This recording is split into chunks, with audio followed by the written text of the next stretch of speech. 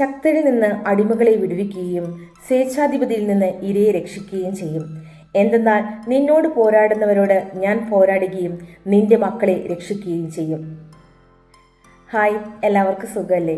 ഞാൻ പറഞ്ഞു നിർത്തിയത് എൻ്റെ കക്ഷത്തിൻ്റെ കഴലുകളിലേക്ക് ഇത് ഇൻഫെക്ഷൻ ആയിട്ടുണ്ടോ എന്ന് ഡോക്ടർ സംശയം പറഞ്ഞതും പിന്നെ എൻ്റെ ബ്രസ്റ്റ് റിമൂവ് ചെയ്യണമെന്ന് ഡോക്ടർ പറഞ്ഞതുമായിരുന്നു. കക്ഷത്തിൻ്റെ കഴലിലേക്ക് ഇൻഫെക്ഷനായി എന്ന് ഡോക്ടർ പറഞ്ഞത് എന്നെ തെല്ലും അലട്ടിയിട്ടില്ല. കാരണം അതിനേക്കാൾ വലിയ പ്രശ്നമായിട്ട് ഞാൻ കണ്ടത് ഡോക്ടർ എൻ്റെ ബ്രസ്റ്റ് റിമൂവ് ചെയ്യണം എന്ന് പറഞ്ഞതായിരുന്നു. എനിക്ക് ഭയങ്കര സങ്കടമായി. ഒട്ടും എനിക്ക് മനസ്സുകൊണ്ട് അത് അംഗീകരിക്കാൻ കഴിഞ്ഞിട്ടുണ്ടായിരുന്നില്ല.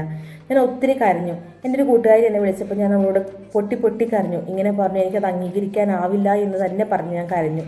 അപ്പോൾ അവൾ എന്നോട് പറഞ്ഞത്, നീ ഈശോയോട് പ്രാർത്ഥിക്കുക, എനിക്കിത് വേണ്ട ഈശോ, ഇതെന്നെ ഒന്ന് ഒഴിവാക്കി തരണേ എന്ന് പ്രാർത്ഥിക്കാൻ പറഞ്ഞു. ഞാൻ പ്രാർത്ഥിക്കുന്നുണ്ടായിരുന്നു. പക്ഷേ എൻ്റെ റിസൾട്ട് നെഗറ്റീവ് ആവണമെന്നോ പോസിറ്റീവ് ആവണമെന്നോ ഒന്നും ഞാൻ നെഗറ്റീവ് ആവണമെന്നൊന്നും ഞാൻ പ്രാർത്ഥിക്കുന്നില്ല. എൻ്റെ ആകെ ടെൻഷൻ ഇത് മാത്രമായിരുന്നു. വീട്ടിൽ വന്നിട്ടാണെങ്കിലും ഫുൾ ടൈം ഇത് തന്നെയാണ് ചിന്തിക്കുക, എന്താണ് ഇതിനൊരു സൊല്യൂഷൻ എന്നുള്ള രീതിയിലാണ് ചിന്തിച്ചുകൊണ്ടിരുന്നത്. അങ്ങനെ ഇതിനു മുന്നേ ഇങ്ങനൊരു പ്രശ്നം വന്നിട്ട് ഉള്ള ഒരാളുമായിട്ട് ഞാൻ സംസാരിച്ച് കഴിഞ്ഞപ്പം അവർ പറഞ്ഞു റീകൺസ്ട്രക്ഷൻ എന്ന് പറഞ്ഞൊരു ഓപ്ഷൻ ഉണ്ടെന്ന് പറഞ്ഞു. അപ്പോൾ എനിക്കതിനൊരു സൊല്യൂഷൻ കിട്ടില്ല. അപ്പോൾ ഞാൻ ഹസ്ബൻഡുമായിട്ട് സംസാരിച്ചപ്പോൾ ചേട്ടയെ പറഞ്ഞു, അങ്ങനെ ഒരു ഓപ്ഷൻ ഉണ്ടെങ്കിൽ നമുക്ക് അങ്ങനെ എടുക്കാം, നീ ടെൻഷൻ അടിക്കണ്ട എന്ന് പറഞ്ഞു.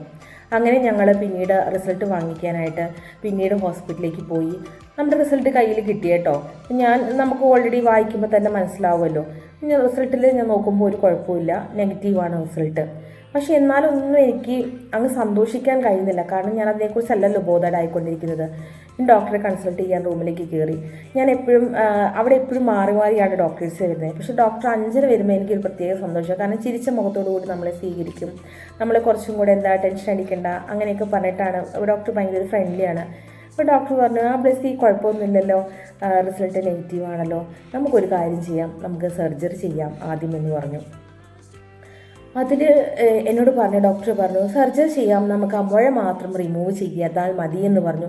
സത്യത്തിൽ എനിക്ക് അവിടെ നിന്നിട്ട് എൻ്റെ കണ്ണ് നിറഞ്ഞു പോയി. സന്തോഷം കൊണ്ട് ഞാൻ ദൈവത്തിന് എത്ര നന്ദി പറഞ്ഞാലും തീരാത്തൊരു നിമിഷമായിരുന്നു അത്. പിന്നെ ഡോക്ടർ പിന്നീട് ഒന്നും കൂടെ എന്നെ ചെക്ക് ചെയ്തു.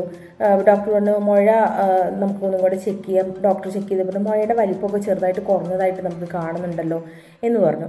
അതിനുശേഷം ഡോക്ടർ പറഞ്ഞു, ഡോക്ടർ പ്രവീൺ ഉണ്ട്, ഒന്ന് ഡോക്ടറെ പോയി കാണാൻ പറഞ്ഞു. അങ്ങനെ കീമോ സെക്ഷനിലേക്ക് പോയി. അവിടെയാണ് ഡോക്ടർ പ്രവീൺ ഉള്ളത്. അങ്ങനെ ഡോക്ടറെ കണ്ടു കഴിഞ്ഞപ്പോൾ ഡോക്ടർ ഭയങ്കരമായ രീതിയിലാണ് നമ്മളെ ഭയങ്കര സന്തോഷത്തോടുകൂടി എപ്പോഴും നിങ്ങൾക്ക് എന്ത് സംശയം ഉണ്ടെങ്കിൽ നിങ്ങൾക്ക് അത് ചോദിക്കാന്നുള്ള രീതിയിൽ വളരെ സന്തോഷത്തോടു കൂടിയാണ് എപ്പോഴും നമ്മളെ സ്വീകരിച്ചിട്ടുള്ളത്. പക്ഷേ ഞാൻ ആ ഡോക്ടറെ കണ്ടപ്പം ഞാനത് പറയാൻ പാടുണ്ടോ എന്നുള്ള എനിക്കറിയത്തില്ല. പക്ഷേ ഇത്രയും വലിയൊരു സീനിയർ ആയിട്ടുള്ളൊരു ഡോക്ടറായിരുന്നെങ്കിൽ കൂടി ആ ഡോക്ടറെ പെരുമാറ്റം എനിക്ക് വളരെ സന്തോഷം നൽകുന്ന ഒന്നായിരുന്നു. ഡോക്ടർ പറഞ്ഞു, ബ്ലസ്സി പേടിക്കൊന്നും വേണ്ട, ബ്ലസ്സി സ്റ്റാർട്ടിങ് സ്റ്റേജിലാണ്, നമുക്ക് ആ മൊഴി അങ്ങ് എടുത്ത് റിമൂവ് ചെയ്യാമെന്ന് പറഞ്ഞു. എൻ്റെ ദൈവം, ഞാൻ എത്രത്തോളം സന്തോഷിച്ചു എന്നുള്ളത് എനിക്കത് പറഞ്ഞറിയിക്കാൻ കൂടി പറ്റുന്നില്ല. കാരണം നമ്മൾ അത്രത്തോളം സന്തോഷത്തിലാണ് അങ്ങോട്ടേക്ക് ചെല്ലുന്നത്. പിന്നീട് ഡോക്ടറെ കണ്ട് സംസാരിച്ചു. നമ്മൾ പറഞ്ഞു, നിങ്ങൾക്ക് അടുത്ത ഇനി സർജറിൻ്റെ ഡേറ്റ് നിങ്ങളെ വിളിച്ചറിയിക്കാം എന്ന് പറഞ്ഞു. അപ്പോൾ ഞങ്ങൾ പറഞ്ഞു, അന്നേരം ഡോക്ടർ ഇങ്ങനെ പറഞ്ഞിരുന്നു, നമ്മൾ സർജറീൻ്റെ ടൈമിൽ സീനിയറായിട്ടുള്ള വേറൊരു ഡോക്ടറെയും കൂടെ കൺസൾട്ട് ചെയ്തു, ഷംന എന്ന് പറഞ്ഞ്. അപ്പം ഇങ്ങനെ സംസാരിച്ചു. അവർ ഇങ്ങനെ പറയുന്നുണ്ട്, സർജറിൻ്റെ ടൈമിൽ 3 പ്രാവശ്യം ഇവർ നമുക്ക് ടെസ്റ്റിന് അയക്കുന്നത്. സർജറി ടൈമിൽ പുറത്തുനിന്നെടുത്ത് അയക്കുന്ന പോലെയല്ലല്ലോ, സർജറി ടൈമിൽ 3 പ്രാവശ്യം ടെസ്റ്റിന് അയക്കും. ആ ടെസ്റ്റിൽ എന്താണോ അത് പോസിറ്റീവോ മറ്റു കാര്യങ്ങളോ വന്നിട്ടുണ്ടെങ്കിൽ ആ സമയത്ത് എടുക്കുന്ന തീരുമാനം അവരുടേതായിരിക്കും. നിങ്ങൾക്ക് എന്തെങ്കിലും ഓപ്ഷൻ ഉണ്ടോ എന്ന് ചോദിച്ചു. അപ്പം ഞങ്ങൾ പറഞ്ഞു, സംസാരിച്ചിട്ട് പറഞ്ഞു, അങ്ങനെ സർജറി ടൈമിൽ എന്തെങ്കിലും കോംപ്ലിക്കേഷൻസ് വരികയാണെങ്കിൽ തന്നെ റീകൺസ്ട്രക്ഷൻ എന്നൊരു ഓപ്ഷൻ അവിടെ ഇടണമെന്ന് പറഞ്ഞ് അതും കൂടെ അവരതിൽ എഴുതി ചേർത്തു. എൻ്റെ ഓപ്പറേഷന് വേണ്ട എൻ്റെ മറ്റുള്ള എക്കോ കാര്യങ്ങൾ ടെസ്റ്റുകളൊക്കെ അവർ എഴുതി തന്നു. ആ ടെസ്റ്റുകളൊക്കെ ചെയ്യാൻ എന്നെ പറഞ്ഞു വിട്ടു.